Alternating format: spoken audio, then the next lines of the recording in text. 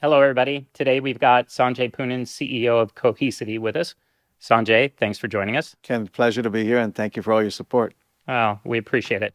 We're fortunate to be investors in your company and support you. So I want to jump in and just describe you a bit. Sanjay, you've led some of the largest enterprise software companies in the world through SAP and through VMware, and now you're at Cohesity, which, some might argue is going through an ambitious transformation as a result of the merger with Veritas's data protection product. So today I just wanted to spend some time talking about your journey and what you've learned around leadership and markets and resilience, and maybe touch on what you think data protection might look like in an AI-driven world. Delighted. You up for it? Yeah, absolutely. And first, I want to just say I'm really honored that you guys took the bet on us. We don't take any investment for granted, but you folks were hungry. We want to make sure you and your investors and everybody's behind that do well on this investment. So thank you for all your support and your belief in us, and we hope to make you proud of us. Well, we look forward to the success. So let's jump into it. Let's go to Sure. the spark. Why Cohesity, right? So Cohesity was a respected player in data management, but it was a crowded space. So what was really that core insight that you had that you would say, this is going to be a defining company in the space? Well, I still remember a couple of members on the board, Carl Eschenbach, called me. I took a year off between 21 and 22 when I left Mhm. VMware. This was before Broadcom bought VMware. I was on the board of a medtech company, Philips, the big giant in Europe, on the board of Sneak, a developer security company, and then just kind of with my private capital investing, helping founders, being the rowdy parent at all my kids' games, doing all that stuff. And when board called me, I felt like this company had an opportunity. I'd gotten advice from somebody who'd really been a good influence in my life, now who's very famous, Jensen, but at the time was just somebody who had told me things periodically. And one of the things he'd said was, like, you've done the big company thing. I was president at SAP, was very fortunate. We grew the company from 10 to 20 billion. I was CEO of VMware, was again very lucky to grow the company from about 5 or 6 billion to 12. He says, you've done the big company thing. Why don't you take a small company and try and make it big? So we were about a little over 300 million in revenue in 2022. But I'd known and heard of Mohit. I'd not met him. He was the founder. He had been one of those people that Bill Corrin on our board said the Google teams, he was, had worked for Bill Corrin, who was head of engineering at Google. There were three people who wrote 100,000 lines of code per year, and Jeff Dean, who's the father of AI, somebody else, I forgot who the person was at Google, and the third was Mohit. So I'd respected this guy quite a bit. I met him, and it was clear that many of the VMware customers were picking Cohesity displacing because it was the best tech. So I called one of them. In fact, it was JP Morgan. I called the head of infrastructure there, and I asked him, they'd picked Cohesity. He said, I haven't seen tech like this since VMware. And I was blown away by that. And I called a few other customers who had made choices, and they all attested to this being the best tech. Now, they probably weren't marketing themselves aggressively, some of the other competitors in the space, but they had the best tech. And I'd always felt best tech wins always. Kind of SAP had the best tech in ERP, Yeah. VMware had the best tech in virtualization. So that's why I picked it. And I would tell you now, 3 years into my journey here, the tech is everything that Mohit built and some. And we're only trying to build even more great tech in other areas that go beyond data protection, security, AI, and super excited because I'm a technologist at heart. So you build great product that's 10x better than competition. Then the other things like marketing, scaling, acquisitions, all of those things can come. Well, I want to talk to you about some of that future tech, but we'll save that for a little bit. Sure. Let's talk about, again, when you were joining the company, what enterprises are talking about their problems for data. What was the most significant problem that you really wanted to solve when you took the helm? Well, it was very clear to me. I'd spent, most of my years at SAP, 8 years doing analytics, and towards the end of it, say predictive analytics that you'd call today AI. So there was a data play to it that could be analytics, but it wasn't clear to me when I joined what that was. It's a lot clearer now given Hmm. generative AI. We'll Sure. talk about that and what's led to Gaia. But what was also clear, my tenure at VMware, I was very involved in security. I was an investor in security. After that, we acquired AirWatch. There was a mobile security play, Carbon Black. So I was really very close to the security industry. And, you had these pillars of security, cloud, network security, endpoint security, identity. But data was one of those places where increasingly, because of ransomware attacks, there was a security play here. So I had an instinct that there was a security and an AI play around data in this space. And Mohit showed me this picture of an iceberg where the top of the iceberg was primary data. Think like an Yeah. Oracle or Snowflake or Databricks or NetApp filers or OneDrive. And then the bottom of the iceberg was all of the secondary data, backup archive. It was a revealing picture to me because it was so true. And he said, this company could be a security and AI play around that secondary data. And it sort of locked my mind. I still have those diagrams in what we pitched the story of the company. You've seen them in the way Yeah. we pitched the story of the company. I think you always have to go back to the founder's story. And I felt like that really resonated for me. So I think my instinct was there was going to be an opportunity to create a, I don't know, CrowdStrike meets Snowflake or Palo Alto meets Databricks in this space. And if there were sort of pillars that were big companies in network security, example Palo Alto, or endpoint security, example CrowdStrike, or identity, CyberArk or Okta, or cloud security, example Zscaler, there was going to be a company that emerged in this area that was a player not just data security but AI of it. And that's what we hope we can do. We're now the market share leader thanks to the move we've made and the innovations we're building. But I think it's a tremendous opportunity for a company who has that. We're a data company at its core, but what we're doing with that data is securing it, providing insights on it. You're already thinking big. And then this Veritas thing came together. So now you got two big companies that became the global leader overnight. So help us with that strategic thesis on the merger to Well, even become bigger faster. I think was clear to me within a month or two of my joining that it was a crowded space. There's 50 players in a market, just the data. If you think of us as three acts: protect, secure, providing insights. Data protection is kind of classically backup. Security, some of the advanced things people are doing like scanning, classification, cyber vaulting, and AI is obviously things like we're doing with Gaia. 50 players in a 15 billion core market. We were number 7 in the space. Veritas was number 2. So as kind of the new guy in this market, and all the other CEOs, including our honorable competitors, are friends of mine. I'd worked with them, in many cases at VMware. I'd helped them because their number one workload they were protecting was VMware. So as many of them that wanted to talk to me, I was just like, hey, what's your view of the space? What's going on? Some of them were a little bit cautious. But Greg Hughes and the Veritas team were, I said, I'm new. I liked you. Are there things we could do together? And it became clear that Carlyle and the folks who were the primary investors in Veritas had a similar view that the space should be consolidated. The question now is how? And, thanks to some real good creativity on the part of our team and the bankers, we were able to construct this thing that basically was a carve out of the net backup business from Veritas, raise some debt and equity. You participate in the equity part of it, raise some debt. And, I was telling my wife, how often could a number 7 acquire a number 2? Only in the United States where debt and equity is possible. And the beautiful thing about the U.S. financial system is if you can show cash flow, which we are doing, and you have an incredible story which the team really put together, this combination is better than either two companies could have been on their own. Let me tell you why. Cohesity was growing really fast, but when I got to the company, it was immensely unprofitable. There was a story in 2021. People were growing at any price and then losing a lot of money. Veritas was growing slower, but very immensely profitable. So the thesis was if you could put two together, the tech was going to come from Cohesity. We had the best tech, okay? There were elements of the tech that could come from Veritas, but the customer base and the market share and the continuity story, especially international, was going to come from Veritas.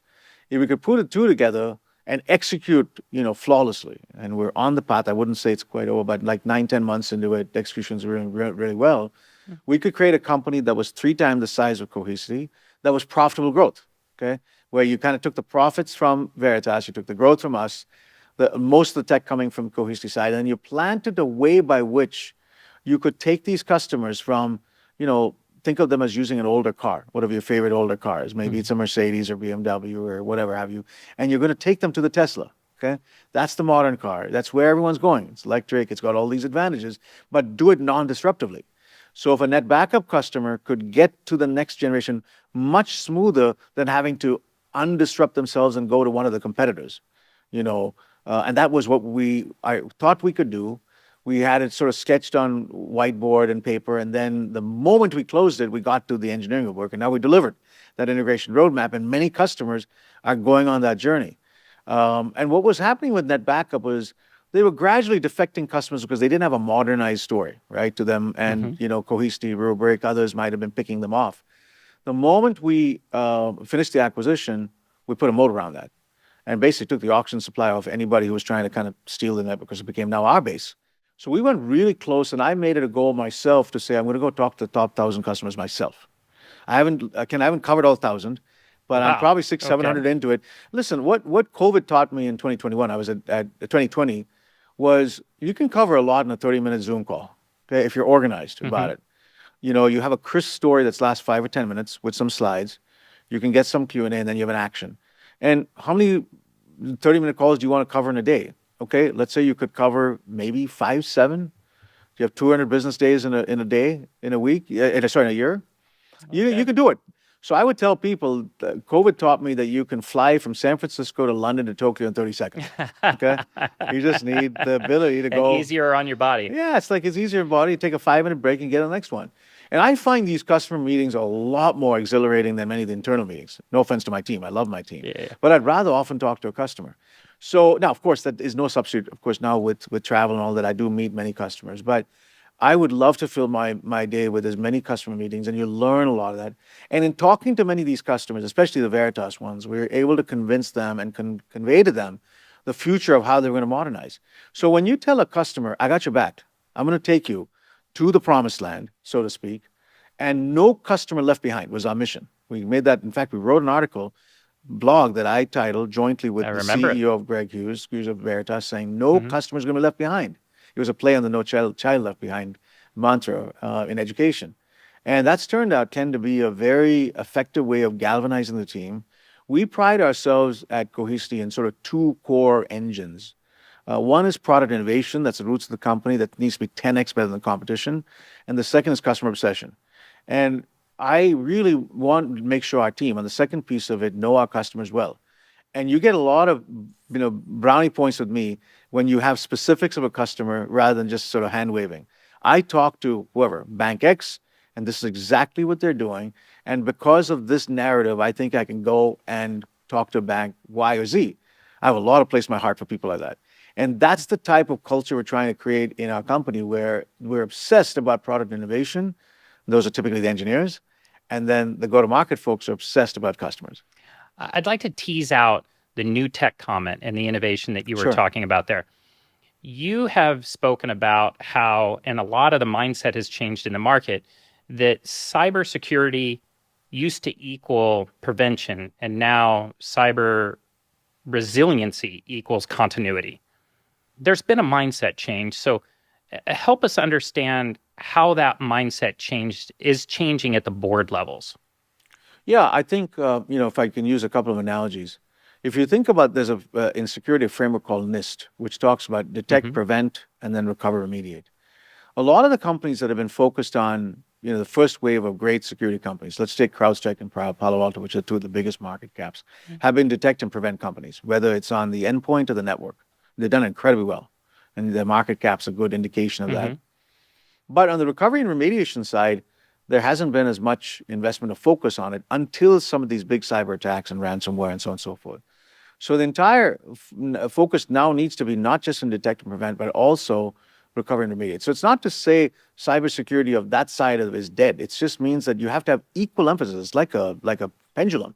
You got to have detect and prevention, but also recovery and remediation. And we're very focused on the resilience and remediation part of data. Another way to look at it, which I find very, it's sort of nice to be able to talk and convincing to talk to people who are not detailed, in the security space, is to think in healthcare. There's a lot of parallels between security and the healthcare world. We even call similar things like antivirus. We call it fighting disease in the medical world. So if someone told you during the time of COVID that he or she was never going to get the virus, you'd be, that's great. I want some of your immunity. The more important question is, assume you're going to get the pandemic. How quickly can you recover? Because if you can bounce back and be back in the office a day or 2 days later, that's more important. So in other words, assume you're going to get the virus, plan for recovery. And I think that's the way we advise our clients. Assume you're going to get hit. Okay? Simulate the fact you're going to get hit. You live here in San Francisco, right? What do we do here? Earthquake preparedness. If you said we're never going to have an earthquake in San Francisco, you're kidding yourself. It's going to happen. It happened, you know. Hmm. So you practice earthquake preparedness if it happens. So is that a waste of time? Absolutely not. Because when it does happen, you're prepared. You go downstairs. You use the stairwells. You don't use the Hmm. elevators. Things of those kind. And recovery and remediation from ransomware attacks, data resilience, is like fire and earthquake preparedness. We encourage our clients to run through exercises where they ask yourself, what would you do if you got hit by ransomware? How quickly can you bring back your category 0 apps? In an hour? Good. How quickly can you bring your category 1 apps? Within a day? Great. Category 2, maybe in a week. Final ones in a month, and you don't care about the rest of them. So that categorization of all your apps, you're building a plan by which you can recover them very quickly, is the type of preparedness we help our clients with. And then we're not doing this alone. In the security industry, it's always a village. So we work with the incident response teams from Mandiant or from the PwCs of the world, these big firms that are helping. That's very similar to the local police working with the FBI or the local hospital working with the bigger hospital. So whether you're fighting crime or you're fighting disease, there's many parallels to what we're trying to do here. We have one important piece of it, which is the recovery and remediation of data. Okay? And that security of data is super important before you can do all that AI work. Because if your data is bad quality or corrupted or not safe, any of the things you're going to do on top of that for AI are useless. When you talk about that security, when you think of this space, trust is number one, Correct. right? So as you merge these two companies together, the complexity of your business changed dramatically. What were some of the things that you had to get first right away? You had to get right away. I was very eager on day one, which I couldn't do on day N-1 because, I don't know, I mean, the lawyers wouldn't let me do it, was I want to get the customer list of Veritas. Okay. Because I'm a Hmm. customer-centric guy. I kind of knew the products. I knew what they did. I mean, quite frankly, 20 years ago, I worked at Symantec. So I remembered what the products could do. And you can read a lot of it. We had product briefings. I didn't need to do it. And I'm not a source code guy, so I didn't need to read the source code. But I wanted to know the customer list 1 through 9,000, ranked by ARR. And we have a fantastic data team. Okay. So I was able to very quickly rank prioritize the customers and decide who I called. And to me, a customer database is like, the passengers on United Airlines decide who gets the first seat there. How do they decide that? It's based on your mileage.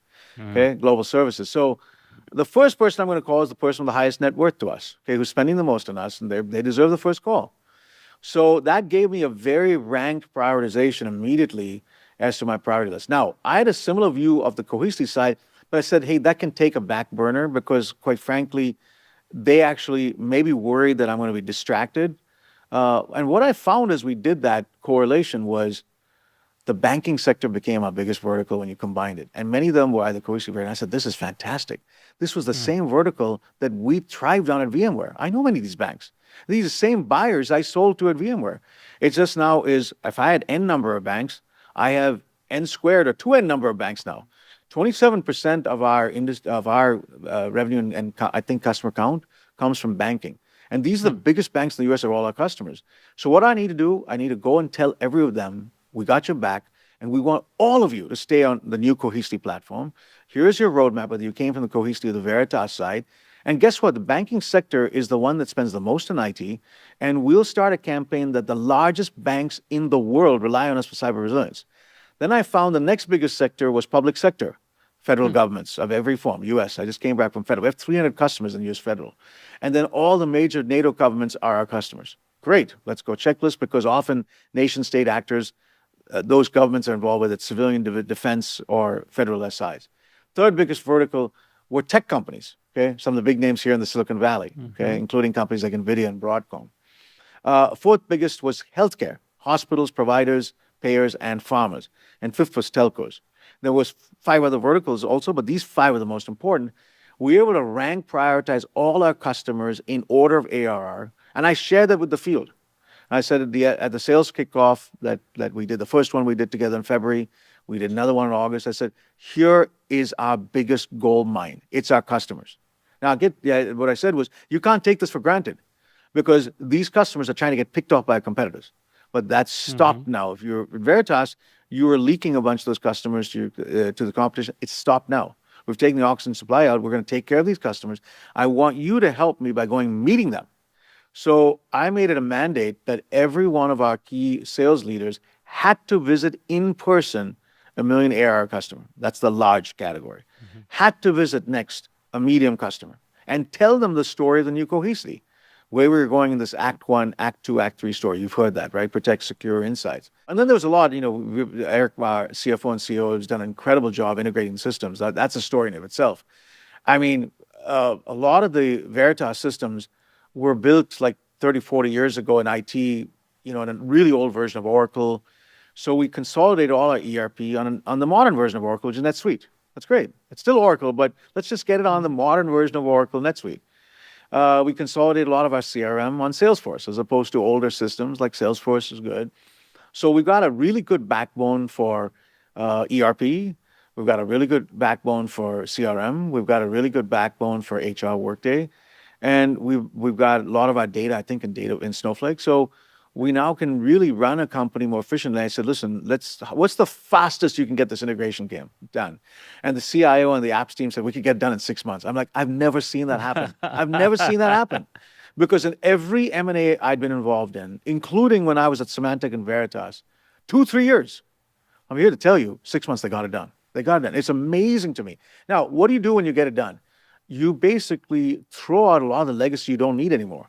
So we found that there were cost centers in the old ERP systems that were built like 10, 20 years ago, no one's using. Throw it out. So I think these are the kinds of lessons. We're still we're making real good progress in integration, but it's ahead of schedule. It's going really well. And many of these things, I feel like I said, guys, write down a journal.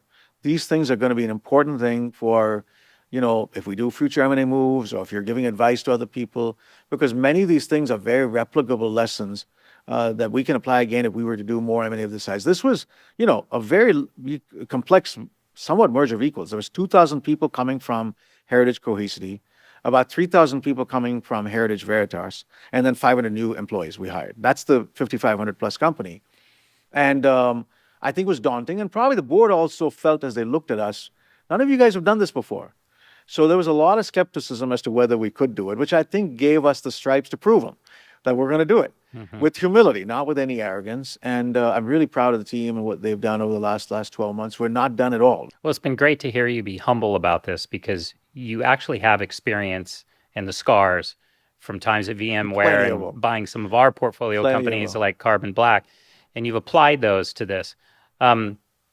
There's also some other competitive pressures that I might, during this process that I wanted to kind of tease out here. During this integration, you had some acquisitions, some IPOs. You've got the hyperscalers building product that, they're friend and foe. And so navigating that, a lot of turmoil. If you were to help us understand what is the moat now? You said customers are not leaving, but what's the moat? Yeah, I think, listen, from my perspective, there's 3 or 4 competitors. We can talk about who they are. Commvault, VM, Rubrik are typically the other 3. The legacy players are Dell, and one of the legacy, IBM, that's now a friend because they invested in us and have decided to modernize their product with us. So I consider IBM a friend. I think Dell should also be a friend. I tell Michael Dell a lot. There's no reason we work so much with Dell Tech, but portfolio in many places. And I'd posture a lot more as a partner to Dell than long-term as a competitor. We only compete with Data Domain. But the other 3 are honorable competitors. And it's a little bit like, I don't know, Kobe, LeBron, Michael Jordan, what's your favorite sport? If you meet them in repeated semifinals, finals, you kind of understand how to win and you want to win as much as you can. Our shtick is enterprise. The bulk of the banks are us, by the public sector. Those verticals, we win the bulk of the enterprise. So we've got to focus on making sure that we never lose a bank. Like we win all the banks in the world. That's how we worked at SAP, right? Every oil and gas company was an SAP customer. And then you start to develop a pattern where, we've done this before for this bank, we can also do this for you. Or we've done this before at a public sector firm or a telco. Vertical-based selling, right? Which is what we experienced tremendous success in both SAP and VMware. And then you standardize yourself. So to us, the competitive, pressure is there, but it's not one. It's more competitive than other spaces I've been in. Of course, because we're a smaller company, we don't have the brand awareness that a VMware or SAP had. But with every, day, week, month, we now got ads on CNBC, and a friend of mine texted me more and saying, "Well, your ad on CNBC is great." We couldn't do that 3 years ago when I joined VMware. Cohesity, we didn't have the budget. We now Yeah. do. So I think that everybody else outside of that is a friend to me. So you discuss. So I consider these 3 or 4 other companies competitors, but all the hyperscalers are friends. Amazon and Google are investors in our company. We work very closely with them. You're going to see us doing more and more with them. Same with Microsoft. Same with Oracle. All the 4 public clouds. What was, I think, interesting to me was we went and sought out an AI partnership with NVIDIA. And Jensen, we can talk about it if you want, was so intrigued by what we were doing that he invested in the company. And to me, that was a breakthrough moment to say, who would have thought a semiconductor GPU company would care about a software company in data security? And they did, because now NVIDIA is an AI company with software that they want us to build on top of the enterprise AI stack. And who better to get the 5 trillion market cap company now? Yeah. With one of the most celebrity, great, I consider him the Steve Jobs of the modern AI era, investing in us, talking about this at GTC. And to me, that AI piece of it was really, really important for us to kind of create the next story of where we're going, sort of the Act 3 story. Well, let's move to that then. So Gaia, your generative AI assistant, you brought it to market. And it should unlock real-time data for your customers. So there's clearly a market opportunity for you, but I'd like you to touch not just upon that, but the value proposition and the increased value to the customers from it. When I was playing around with ChatGPT in the early forms, I don't know, what is it, 2 years ago, end of 2022, 23, whenever it started to come out, and I'd heard of OpenAI, but I didn't know what they did. But then I started playing with ChatGPT. It was remarkable. And I asked in the prompt, I said, "Hey, can you summarize some of Sanjay Poonen's speeches from, like, whatever, 10 years ago in analytics when I was at SAP?" And many of those conference speeches were either transcribed or on video, and it did a really good job. And then there were some other famous people who had given speeches. I said, "Could you summarize this, or could you summarize this book?" And what I found, it was an incredible summarizer of a large amount of data, was my first takeaway, right? And then I was listening, and I went up to meet Satya Nadella. And he said, the way you should think about this technology is, if you're writing an article, it's your first draft. Okay, it'll give you your first draft, but that's not your final. It's a really good, again, so these concepts of what it could do. So it was very clear to me that the company with a large amount of data could use these tools as a summarizer, as a first draft, whatever those ways you wanted to use it. Well, who had lots of this data? Cohesity. And I was contemplating the combination with Veritas, where we would have hundreds of exabytes of the world's data on our platform. So I went and asked both him, Satya Nadella, and Jensen, do you think we can use this technology to summarize our own data? And he says, yeah, this feels like a variant of this thing called RAG, Retrieval-Augmented Generation. And Ken, I had no idea what RAG was at that time. If you'd asked me, I said, it's a piece of cloth you wipe your windshield with, right? I came back like a kid that was giddy in a candy store, and I asked our founding team, download every computer science paper on RAG, let's study this, because there may be something here. And voila, there was. So we became the first company to build RAG for backup. We patented the idea. Okay, we applied for patent, hopefully we get it. And we implemented Gaia. And when I showed the product and its concept, it was a very rough demo to Jensen. He got it immediately.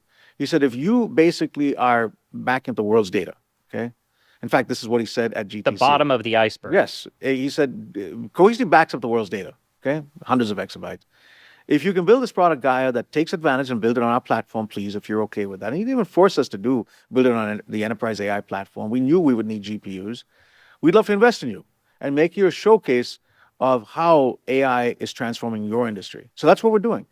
Now, remember, saying all of that in that vision means you actually have to go build that product, which we did, and our founding team, including Mohit, this was, a big part of his, contribution in sort of the second or third big innovation that he's worked on.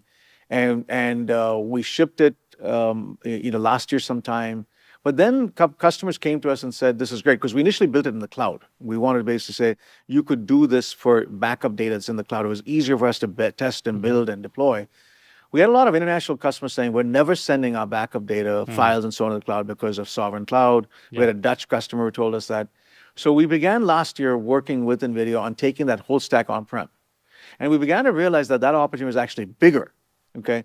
Because of what's happened with all of these tariffs and so on and so forth in the last 9-10 months is every non-US country has decided they want to build a sovereign cloud or have some sovereign cloud with their data present in country. And we can bring the tech to them. And Gaia now has become an on-prem product. And I think the on-prem opportunity for Gaia is bigger than the cloud opportunity given this, especially internationally. So we're on to something hopefully big here. We're excited to have now not just NVIDIA, we're working with the public clouds, Google, Microsoft, Amazon, the LLM companies, OpenAI and Anthropic. So it's a fascinating time. And to me, as a computer scientist, I wish I could be a 20-something back in school studying AI. It's such a great time in tech. Well, the future is bright, clearly. Let's look out a little bit. Sure. I mean, you and I have chatted about how nice it would be to be a public company at some point. I'm not going to push you to when that might be, but let's just say that you get there. How would you define success for the business and for the culture in the future in that environment? Well, fortunately, it's not my first rodeo as a public company officer. SAP was a public company, and we took the company from 10 and 20 billion. And I was COO at VMware, so in a more senior position as we took the company from 6 to 12 billion, and many, many quarters of public company. Now, I wasn't the CEO, so the buck didn't completely stop with me, but I was you just have to have predictable growth. Mm-hmm. And you want to build a company for the long term because you're going to have quarters where it goes up, goes down. You cannot look at the short-term stock price. You have to be focused on. So I've always said the IPO, I haven't done an IPO myself, but I've been involved in public companies, is an important milestone, but not the destination. It's really important, first off, for employees to realize, yes, we get liquidity, but that comes with also some downsides. We have a bad quarter, stock might go down. It doesn't make us less of so we're going to try and not have a bad quarter. But what if one metric is not exactly what the street wanted it? You have to pay a short-term penalty of 5 or 10% or whatever. Hopefully it's not a bump back out. If we're losing in the market, that's not going to make any difference if we're public or private. That means we've got something wrong on the product side or execution side. That said, I respect the fact that investors, employees want liquidity. And it's a valid way of getting liquidity. But even that, we were able to do a secondary this year. So we're very focused on saying do the IPO at the right time when you have predictable growth and you can look out 12 months, maybe 24 months, and you can see predictable growth, pipeline strong.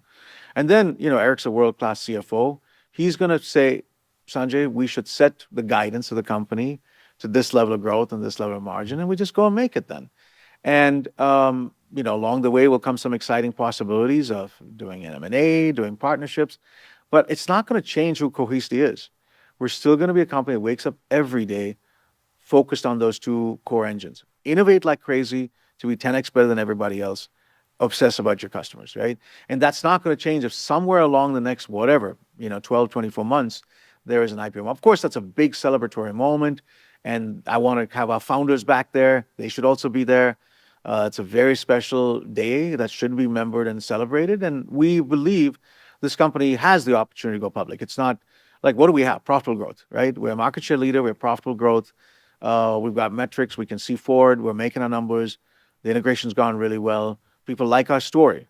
We've got really good investors, people like you, some corporate investors like NVIDIA and others. So, why keep the story just hidden to private investors? Let's take it out to the retail investors and corporate investors who'd want to invest and build a great company, that can go from, we can see eyesight to 2 billion in revenue. Let's try and take it to 5. And, fortunately for me, I've seen that journey from 6 to 12 or 10 to 20. And this journey of like 2 to 5 or whatever have you is going to be fun along the way. And I hope that many of our employees are able to have a ton of fun along the way, create wealth for themselves and their families. And more importantly, we create some longevity for this company in the industry. It'll be competitive. There could be 3 or 4 companies that are also public, but that's not different from the public clouds. You have AWS, Azure, Google, Oracle. Server market, you got Dell, HP, Cisco, Lenovo. So if there's 3 or 4 companies that are public, we just need to be the most attractive company on that street. If there's 3 or 4 companies that are space public, all honorable competitors, I want to be the best of them, right? Then some point in time, maybe some company wakes up and says, I want to do M&A in this space. I didn't think VMware was going to get acquired, much less for $62 billion by Broadcom, but that day came 21 years later, okay? So you kind of never know how the space is going to evolve. Many of the players that are big tech players now are in the trillions of market cap. So we're a smaller fish relative to them. But you go by year, and if you're having fun, taking care of customers, innovating, who knows? Maybe we'll be able to get from 5 to 10. And that's how I've you create milestones for yourself and for the team, and then you go and try and execute to them. There's so many unknowns, but I know one thing for certain. I'm always energized after having a conversation with you. So thank you for joining us. I think these tend to be master classes in scaling teams and trust and technology, and I just thoroughly enjoy them. And I hope you have as well. So once again, Sanjay, thanks for joining us. Thank you, Ken. Appreciate it. Thank you so much.